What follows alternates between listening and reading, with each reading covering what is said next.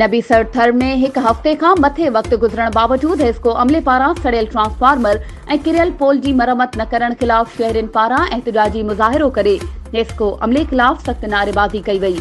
उन मौक़े ते अॻवाणनि अमरदीप महराज, आतम मेघवाड़, आनंद मेघवाड़, एहसास दर्ज़, वाजिद बलालाणी ऐं ॿियनि नाहींदे चयो त गुज़िरियल 10 ॾींहनि खां शहर जे मुख़्तलिफ़ पाड़नि महराज पाड़ो, मेघवाड़ पाड़ो, ख़ासखेली दर्स तोड़े ॿियनि पाड़नि में बिजली जो ट्रांसफार्मर सड़ी वञण ऐं किरियल पोल मरम्मत न थियण करे अधु शहर ऊंधाई में बुॾी वियो आहे ऐं बिजली जी फ़रहामी मुअतल थियण करे असां रहवासी सख़्त परेशान आहियूं। हुननि चयो त बिजली न हुजण करे असांजो कार वहिंवार ठप थी वियो आहे। सख़्त गर्मी ऐं मच्छरनि जे अज़ाब असांजो जीअण जंजाल करे छॾियो आहे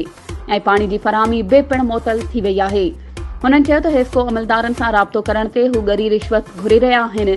जेका पिणु असां ग़रीब ऐं पोरियत तबिको न पिया ॾेई सघूं, जंहिं करे हिस्को अमलदार पंहिंजी होॾ ते क़ाइमु आहिनि।